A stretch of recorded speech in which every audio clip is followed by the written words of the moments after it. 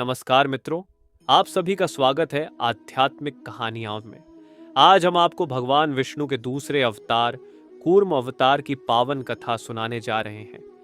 कूर्म अवतार का यह प्रसंग उस समय का है जब देवता और असुरों के बीच अमृत के लिए महासंग्राम हो रहा था।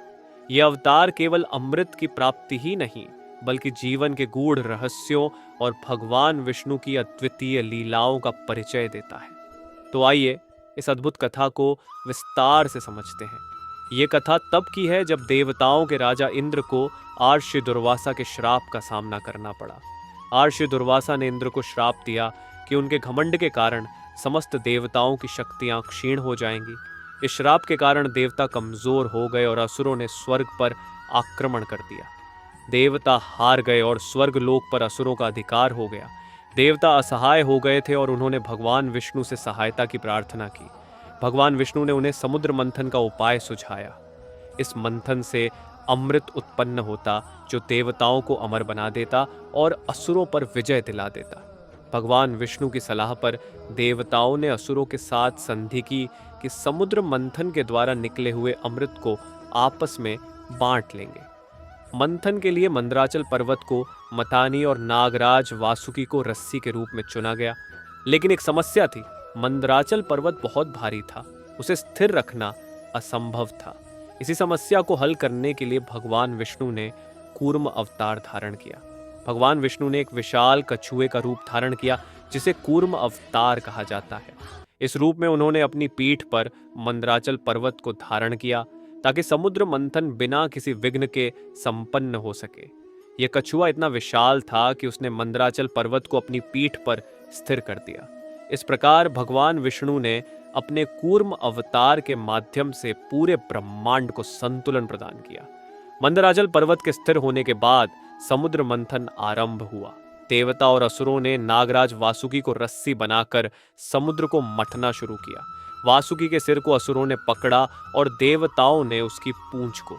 मंथन के दौरान वासुकी से निकला विष कालकूट था जिसने सृष्टि को संकट में डाल दिया। तब भगवान शिव ने इसे अपने कंठ में धारण किया और सृष्टि को विनाश से बचाया। समुद्र मंथन से कई अद्भुत वस्तुएं उत्पन्न हुई। कामधेनु गाय, ऐरावत हाथी, कौस्तुभ मणि, पारिजात वृक्ष, अप्सराएं और अंत में धन्वंतरी अमृत का कलश लेकर प्रकट हुए। कूर्म अवतार का महत्व केवल समुद्र मंथन में नहीं है, बल्कि इसके गहरे प्रतीकात्मक अर्थ भी हैं। कूर्म यानी कछुआ प्रतीक है धैर्य और स्थिरता का। जैसे कछुआ अपनी पीठ पर बड़ा भार उठा सकता है, वैसे ही जीवन की कठिनाइयों को सहने के लिए धैर्य और संतुलन आवश्यक होता है।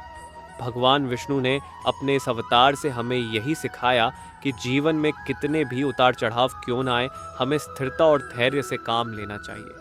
कूर्म अवतार ने न केवल समुद्र मंथन को सफल बनाया, बल्कि पूरे ब्रह्मांड को संतुलन में रखा।